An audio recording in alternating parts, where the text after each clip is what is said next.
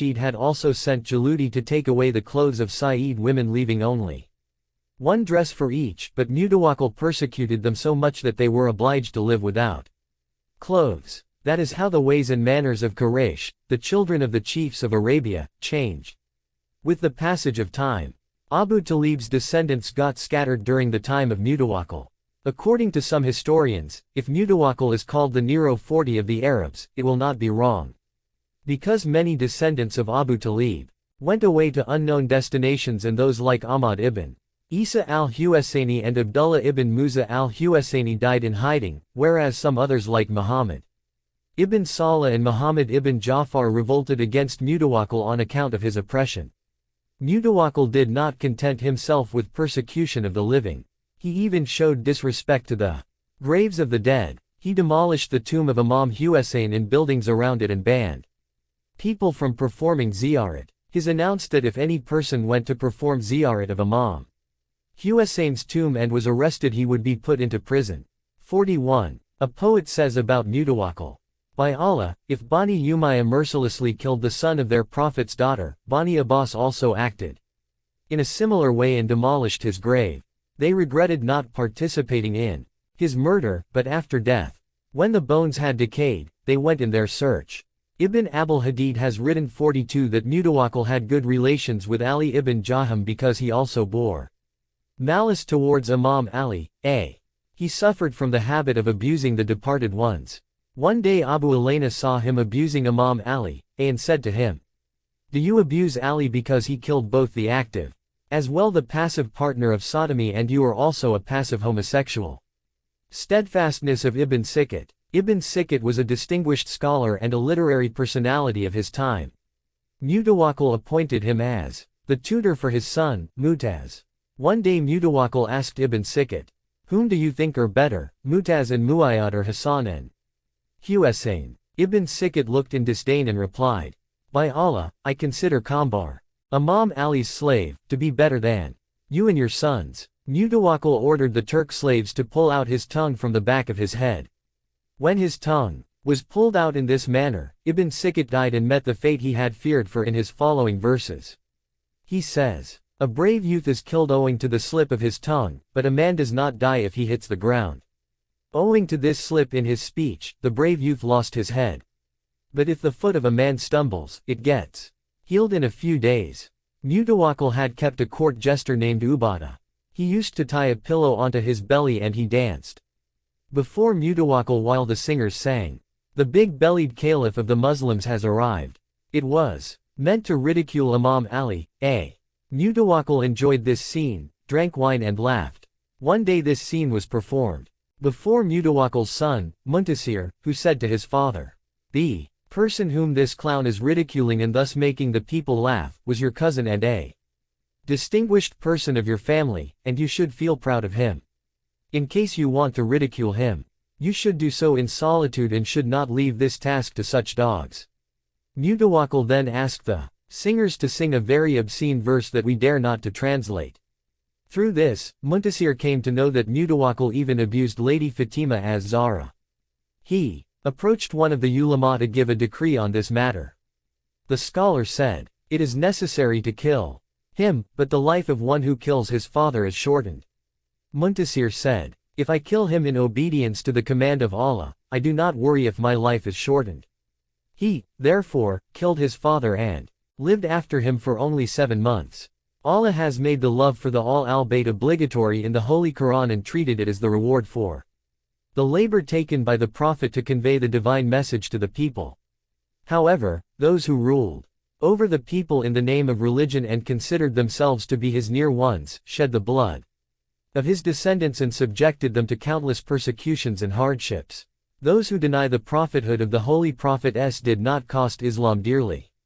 What is harmful for Islam is that persons like Mutawakkil should declare themselves to be Muslims but should oppose Islam and campaign against it like infidels and enemies of Islam. The incidents related to Bani Abbas, as narrated above, are sufficient evidence to form an idea about their ugly nature and inauspicious conduct.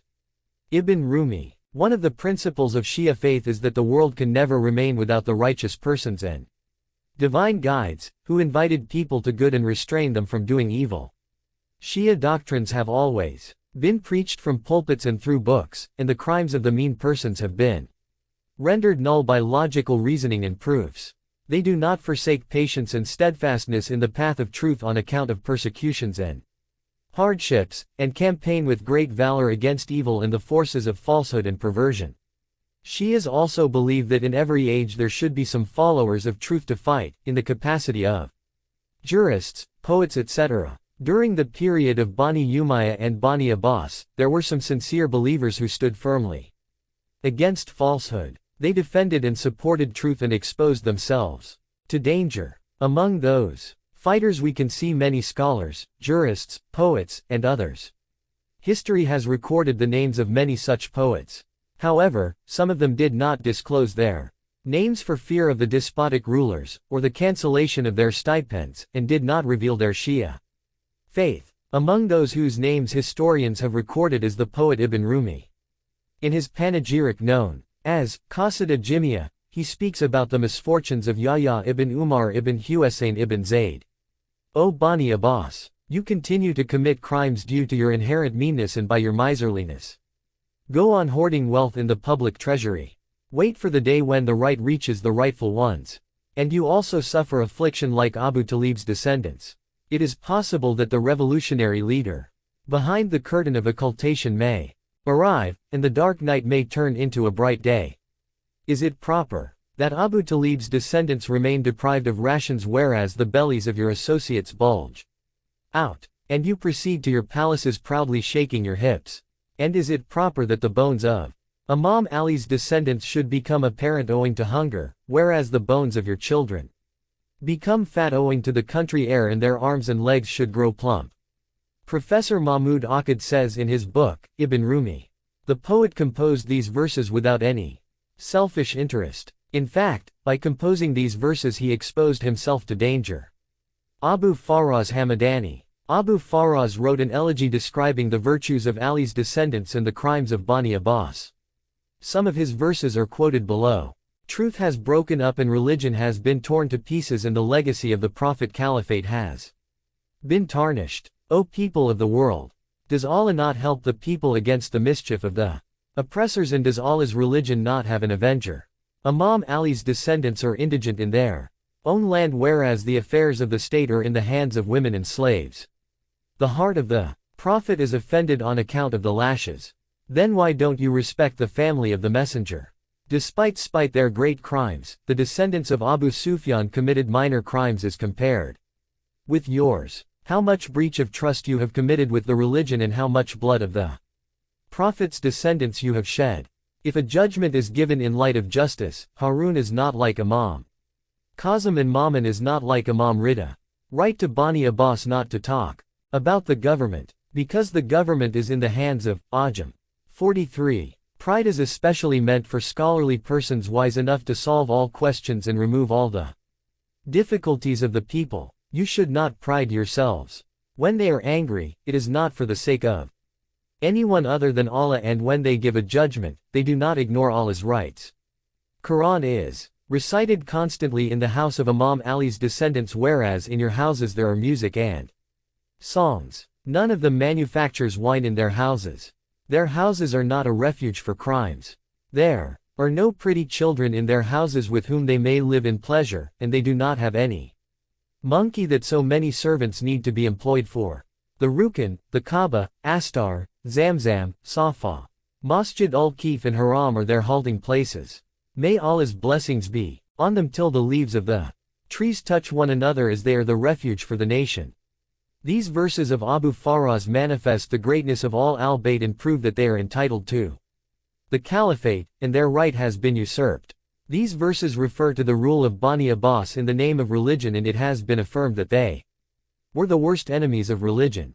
In their lofty palaces there were wine, adultery and music, although Ali's descendants had to face oppression and persecution while in their houses Quran was recited, Allah was remembered and worshipped. Such regimes wish to portray themselves as religious, but they shall be considered deviated and perverted so long as they are headed by the